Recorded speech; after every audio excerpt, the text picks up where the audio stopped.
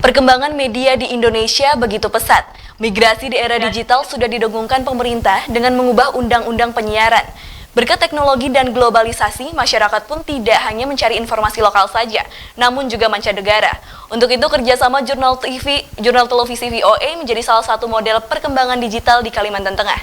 Nah, untuk mengupasnya, kita sudah tersambung melalui Skype bersama Direktur VOA untuk Indonesia, Agus Sunarto.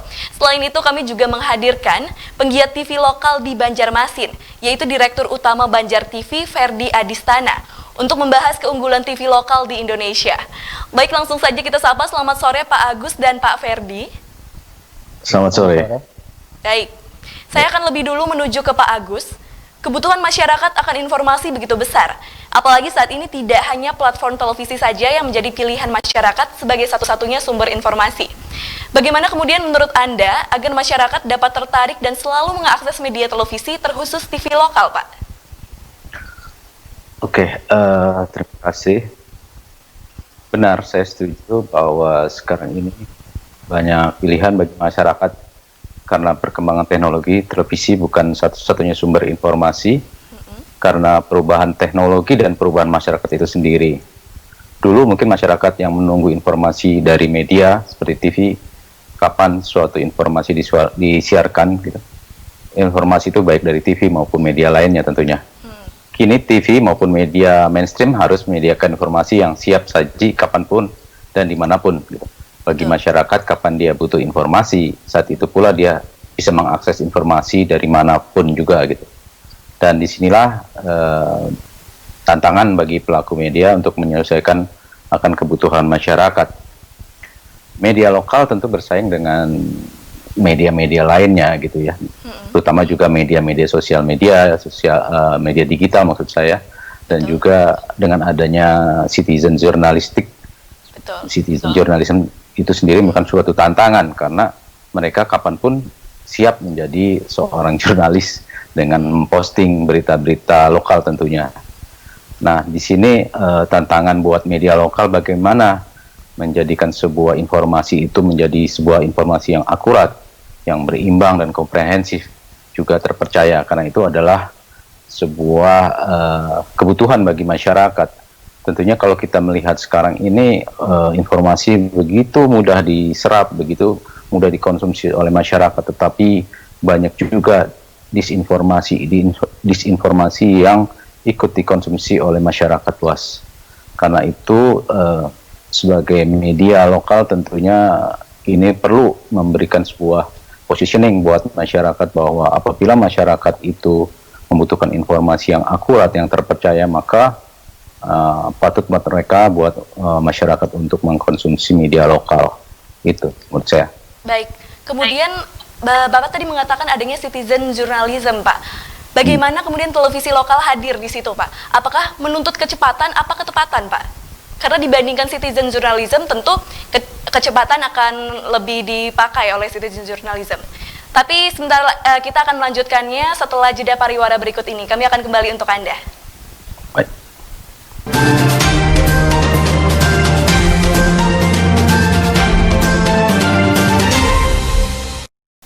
Terima kasih pemirsa, Anda masih bersama kami. Kita lanjutkan Pak Agus tentang citizen journalism tadi. Bagaimana TV lokal hadir di antara gap tersebut, Pak? Ya, TV lokal tentu sebagai media mainstream tentu saja banyak hal yang dipertaruhkan di sana ya. Reputasi yang dibangun sebagai media mainstream tentu tidak mudah dengan adanya untuk bersaing dengan citizen journalism. Nah, disinilah tantangan buat media, walaupun tadi dikatakan kecepatan versus keakuratan tentunya. Betul. Ya. Keakuratan itu yang lebih penting gitu. Baik. Jadi kalau cepat tidak akurat tentu ini akan sangat merugikan masyarakat. Itu yang menjadi nomor satu menurut saya yang disajikan kepada. Baik, lalu menurut Pak Agus, apa hal utama yang harus dipelajari dari TV nasional atau TV mancanegara yang dapat diterapkan oleh TV lokal, Pak? TV nasional atau TV lokal harus belajar tentang independensi media itu sendiri. Seperti kita tahu bahwa tantangan buat media-media di Indonesia itu adalah bagaimana menjadi sebuah media yang benar-benar independen, yang tidak partisan. Tentunya ini tidak mudah karena banyak hal-hal yang dikaitkan dengan masalah yang di luar kemediaan itu sendiri. Nah, di luar negeri pun sebenarnya tantangannya juga sama, tetapi mereka lebih banyak artinya mencoba mengatasinya itu dengan sikap yang profesionalismenya yang tinggi tentunya bagi para pekerja media itu sendiri gitu. Jadi inilah yang menjadi pelajaran yang ada di situ. Kedua juga tentang bagaimana menyajikan program-program itu dengan melihat apa yang masyarakat butuhkan dan bagaimana mengedukasi masyarakat itu sendiri. Jadi bukan hanya membuat sebuah program yang disukai, tetapi juga ada unsur edukasi. Saya pikir itu yang penting. Baik, saya akan beralih dulu ke Pak Ferdi. Selamat sore Pak Ferdi. Ya, selamat sore. Baik, sebagai penggiat TV lokal, menurut Bapak apa yang harus ditonjolkan TV lokal agar masyarakat terhipnotis untuk selalu melihat tayangannya? Tentunya dengan tantangan era digitalisasi media saat ini. Untuk TV lokal, kita punya sekarang kan istilah konten lokal yang dikenal sejak televisi lokal berkembang pesat di berbagai daerah. Konten lokal yang dimaksud ini bisa membawakan pesan-pesan budaya daerah kita sendiri dan bisa membantu meningkatkan efektivitas penggunaan televisi lokal seperti membantu sosialisasi pemerintah daerah atau kita menonjolkan kembali budaya-budaya lokal kita. Seperti kami kalau di Banyumasin kita ada menonjolkan budaya-budaya Banjar kita. Melalui apa, Pak?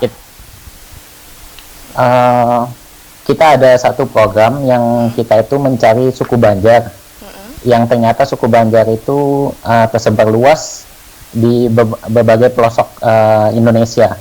Baik. Di Sumatera dan bahkan juga ada di Malaysia, bahkan sampai ke Brunei. Jadi sangat menarik sekali, ternyata mereka itu masih bisa bertutur kata dengan bahasa lokal, bahasa Banjar. Baik. Meskipun mereka sudah keturunan bisa dibilang kan di negara Malaysia sana, ternyata mereka masih bisa bertutur kata dengan bahasa dan mereka masih mengenal dan ternyata masih ada sanak saudara yang berada di Kalimantan Selatan. Berarti unsur budaya sangatlah penting untuk ditonjolkan oleh TV lokal ya Pak, untuk menarik perhatian dari masyarakat lokal sendiri. Betul. Apakah ada hal lain Pak yang dapat menarik dari TV lokal ini? Selain itu menurut saya sosialisasi pemerintahan daerah itu juga sangat bisa membantu untuk masyarakat, karena banyak sekali masyarakat seperti saat ini sedang pandemi, banyak sekali yang akan disosialisasikan oleh baik Dinkes atau maupun pemerintah daerah yang ternyata belum diketahui oleh masyarakat lokal. Baik, lalu apakah menurut Pak Ferdi TV lokal akan tetap eksis ke depannya Pak? Menurut saya eksistensi kita ya kita harus masuk juga ke era digital, seperti streaming. Baik. Mungkin kita bisa menggait platform-platform sosial media yang lain. Maaf kalau menyebutkan brand, mungkin kita harus menggait seperti YouTube, mungkin Instagram, agar bisa diakses oleh kaum-kaum yang lebih muda dan lebih leluasa dengan teknologi baru maksudnya. Baik, terima kasih Pak Ferdi. Selanjutnya saya akan kembali ke Pak Agus. Saat ini ribuan warga Indonesia tengah mengadu nasib di Amerika. Seperti apa peran VOA untuk selalu mengomunikasikan cita dan rasa Indonesia kepada warga negara kita di sana, maupun sebaliknya, mengingat kisah mereka bisa menjadi inspirasi dan semangat bagi warga negara kita di sini. Dapat dijelaskan, Pak? Baik, VOA selalu menyajikan kabar dan informasi masyarakat Indonesia yang hidup dan tinggal di Amerika, baik hidup sebagai pekerja, profesional maupun mahasiswa, pelajar. Dari berbagai liputan kami tampak bahwa walaupun mereka hidup lama di Amerika, tapi akar kehidupan dan identitas mereka tetap Indonesia. Isu-isu yang ada di Indonesia selalu mereka ikuti, dari isu politik seperti pilkada, pilpres maupun pemilu legislatif itu selalu bergaung di sana juga. Jadi sampai juga di masyarakat di Amerika, kalau kita lihat di sana ketika ada kampanye, mereka juga ikut serta hingar-bingar tentang kampanye seperti di Indonesia juga. Itu artinya Indonesia tidak akan pernah lepas dari identitas mereka sebagai diaspora Indonesia. Cita dan rasa mereka tetap Indonesia, ya, baik dari sisi selera makanan, budaya, apapun pola hidup mereka terhadap kehidupan mereka sehari-hari. Mungkin yang berbeda adalah bagaimana pola pikir mereka terhadap memecahkan suatu masalah dengan cara yang lebih efisien. Nah, di sini VOA mencoba menyajikan bagaimana mereka hidup, ya, baik yang sukses maupun yang tentu saja ada yang menjadi masih struggle atau masih berusaha untuk bertahan di sana, seperti itu. Baik, terakhir Pak, dan ini menjadi pelajaran bagi kita di sini. Iya. Ya, gimana? Baik, terakhir untuk Pak Agus dan Pak Ferdi. Pak Agus dapat menjawabnya lebih dulu. Apa kemudian harapan dan pesan untuk memajukan TV lokal di Indonesia, terkhusus bagi jurnal TV di ulang tahun yang pertama ini? Baik, bagi TV lokal, kekuatannya tentu adalah kekuatan konten lokal gitu. Tidak ada orang yang atau media lain yang mungkin memuat konten sekuat TV lokal di mana dia berada, dan ini menjadi kekuatannya. Dan ini tentu saja TV lokal akan tahu bagaimana cara menyajikan dan cara yang memudahkan bagi pemirsanya untuk menerima pesan-pesan dengan cara adat dan budaya setempat. Dan ini tentunya akan selalu menjadi lahan TV lokal itu sendiri dan menjadi kekuatan TV lokal itu sendiri. Nah, jurnal TV tentu sudah tahu tentang kekuatan ini, dan karena itu TV lokal, khususnya jurnal TV ini juga hendaknya memperkuat diri ke segmen tersebut gitu. Baik. Jadi dalam 1 tahun ini saya juga mengharapkan semoga jurnal TV tetap kuat, tetap eksis, dan tetap berinovasi untuk mencerdaskan para pemirsanya dan juga ikut memberikan kontribusi dalam mencerdaskan kehidupan bangsa. Amin. Oke, Pak. Kita beralih ke Pak Ferdi. Bagaimana Pak harapan dan pesan untuk memajukan TV lokal di Indonesia, Pak, terkhusus untuk jurnal TV yang saat ini berusia 1 tahun?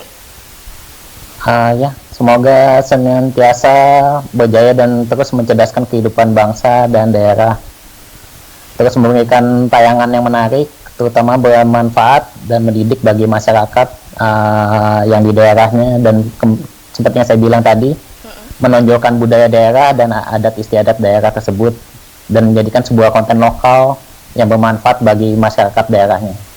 Baik, terima kasih Pak Agus dan Pak Ferdi sudah bersedia terhubung dengan studio Jurnal TV.